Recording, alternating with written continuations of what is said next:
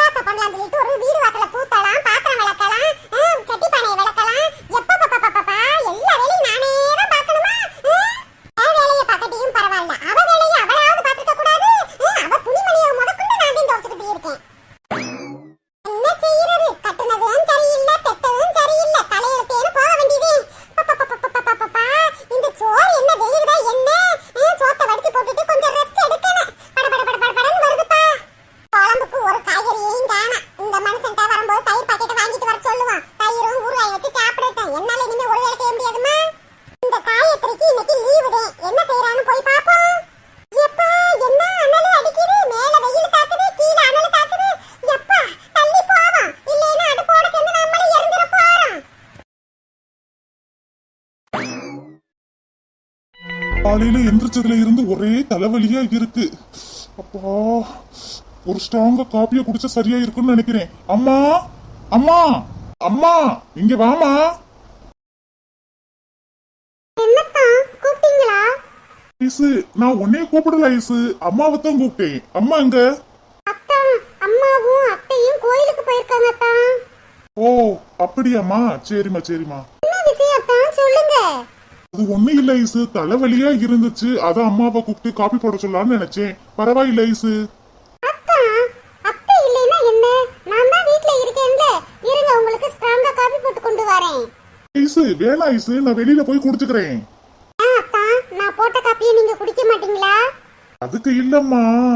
அத்தா, நான் காப்பி நல்லாவே போடுவேன். நான் நல்லா போட மாட்டேன்னு சொல்லலையேம்மா, எதுக்கு தேவையில்லாதது? இதுல என்னத்தா இருக்கு? உங்களுக்காக நான் காப்பி கூட போட மாட்டேனா? கொஞ்ச நேரம் வெயிட் பண்ணுங்க அத்தா, நான் உங்களுக்காக போட்டுட்டு வரேன். ஐசு என்ன என் மேல ரொம்ப கேர் எடுத்துக்கிறா? ஒருவேளை கல்யாணத்தை பத்தி அப்பா ஐசுட்ட பேசியிருப்பாங்களோ? ஐயோ, ஐசு தேவையில்லாத கற்பனையில இருக்க போறா. நம்ம ஐசுட்ட சொல்லிடணும், பிரியாவத்தான் நான் லவ் பண்றேன், பிரியாவத்தான் கல்யாணம் பண்ணிக்கிற போறேன்னு சொல்லிடணும். இல்லைன்னா தேவையில்லாத கற்பனையில இருப்பா. இந்த காப்பியை மட்டும் குடிச்சிட்டு அத்தா என்னை எவ்வளவு பாராட்ட போறாங்களோ தெரியல. சிவா அத்தா எவ்வளவு அழகா இருக்காங்க. அத்தையும் மாமாவும் சிவாவை கல்யாணம் பண்ணிக்கிற இஷ்டமானு என்கிட்ட கேட்டாங்க. எனக்கு ரொம்ப இஷ்டம். சிவா அத்தையும் கேட்டிருப்பாங்களா என்னைய பிடிச்சிருக்குமா? லூசு, பிடிச்சிருக்கும். பிடிக்காம கல்யாண மேட்டர்லாம் எடுத்திருப்பாங்க.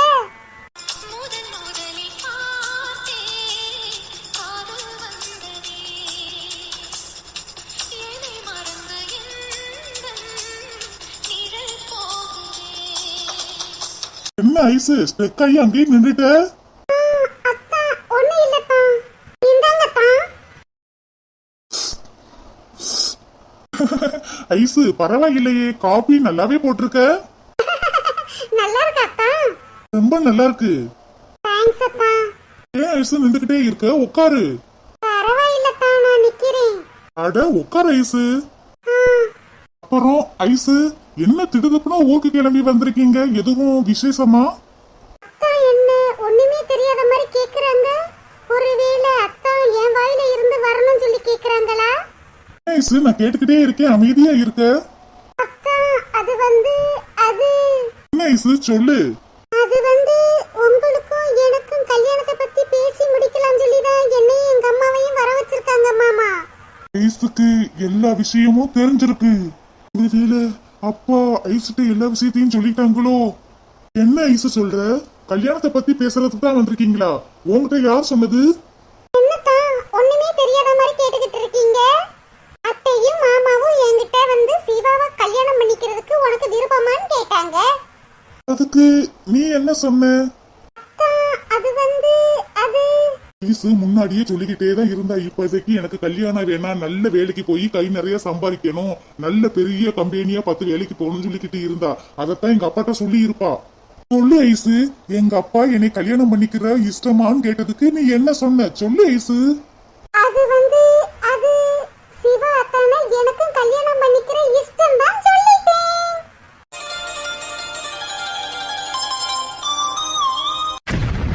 என்னது, என்னை கல்யாணம் பண்ணிக்கிறதுக்கு இஷ்டம் சொல்லிட்டாளா?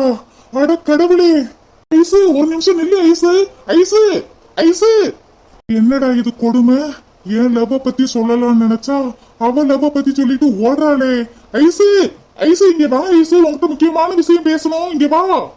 போங்கப்பா, எனக்கு வெக்கமா வருது. கடவுளே, ஆரம்பத்திலேயே நானும் பிரியாவும் லவ் பண்றேன்னு சொல்லியிருக்கணுமோ? தேவையில்லாம என்ன சொன்னாங்கன்னு கேட்டு நம்மளே படைய வாங்கிட்டோம். பாட்டி பூமாரி, பாட்டியாட்டி, நான் செல்லுல பொம்மை படம் பார்க்கறதுக்காக எங்க அண்ணி எனக்கு புது போன் வெளிநாட்டுல இருந்து அனுப்பி வச்சிருக்காங்கடி. கேட்டி காயத்ரி, புது போனா பல பல பல பலன்னு இருக்கு, சூப்பரா இருக்குடி. இதோட ரேட் அதிகமா இருக்குமே, உனக்காக உங்க அண்ணி அனுப்பி வச்சாங்களா? ஆமாடி, போன வாட்டி எங்க அண்ணி ஊருக்கு வரும்போதே நான் சொல்லிதான் விட்டேன்,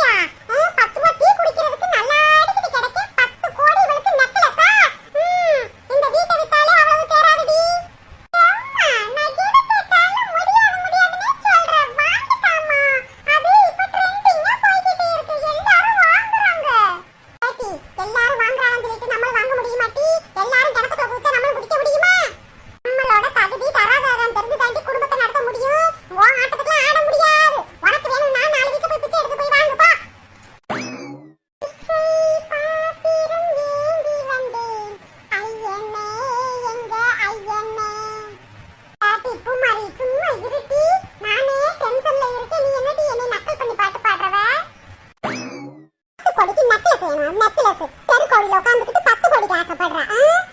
எம்மா உன்கிட்ட தெரியாம கேட்டுக்கிட்டேமா. எனக்கு நெக்லஸ் வேணும் ஒண்ணு வேணும். வாயை முடிக்கிட்டு செத்த இரு. ஆமா நீ கேட்டவன அப்படியே நான் வாங்கி கொடுத்துறேன் பாரு. போடி.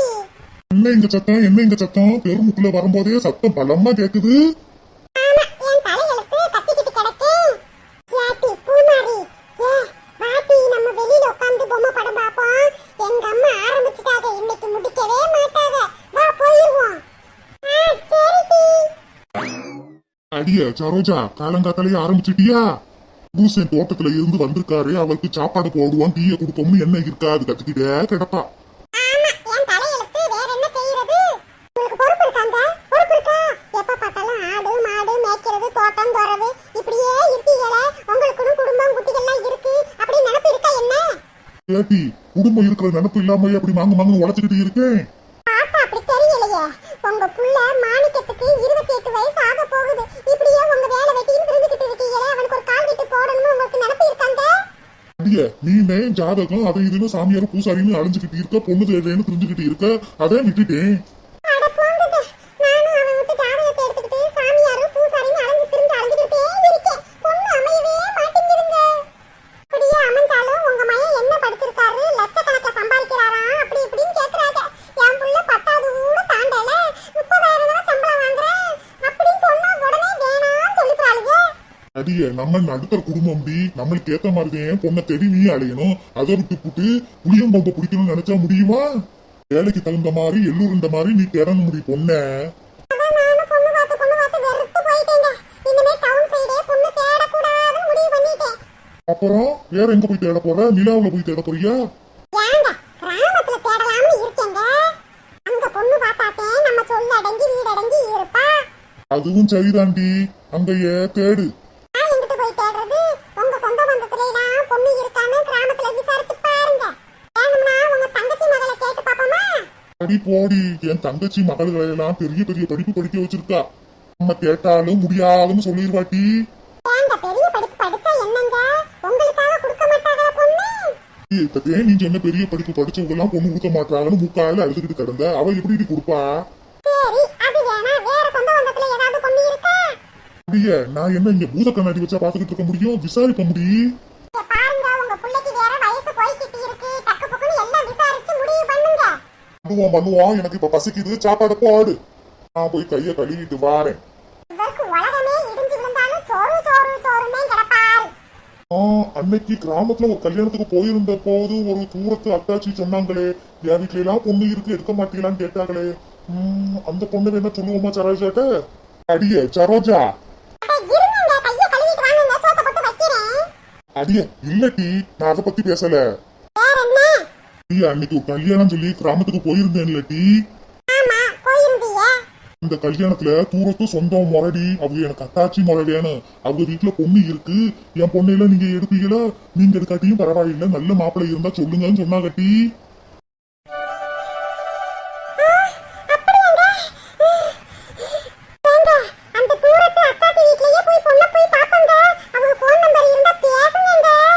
ஏட்டி, நானே அந்த அத்தாச்சிய பல வருஷத்துக்கு அப்புறம் பாத்திருக்கேன். அவங்க போன் நம்பர் என்கிட்ட ஏதடி? உங்களுக்கு பொறுப்பு இருக்காங்க. உங்க தூரத்து சொந்த அத்தாச்சி ஒரு நம்பர் இல்லாம இருக்கீங்களே, என்னங்க நீங்க? அடிய அவங்க நம்பர் எனக்கு இருக்குன்னு நான் வாங்காம விட்டுப்புட்டேன். கைகூடி வார நேரத்துல இப்படியே நடக்கும், தட்டி தட்டி போகும். அடிய இருட்டி, அவங்க சொந்தக்காரங்க கூட அந்த பக்கத்து ஊர்ல இருக்காகட்டி, அவங்ககிட்ட போய் போன் நம்பரை வாங்கிட்டு வந்து பேசுவான்.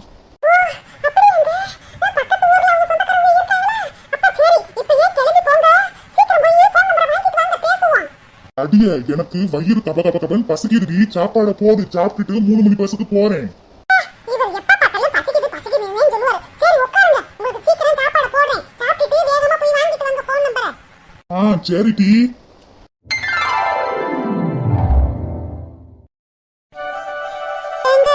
சாப்பாடு செஞ்சுட்டேன், சாப்பிடுறீங்களாங்க? வேணா ராணி, எனக்கு பசிக்கல. இப்பதானே காப்பிய குடிச்சேன், கொஞ்சம் நேரம் சென்று சாப்பிடுறேன் ராணி. சாப்பாடு வேணாம்னு சொல்றீங்க.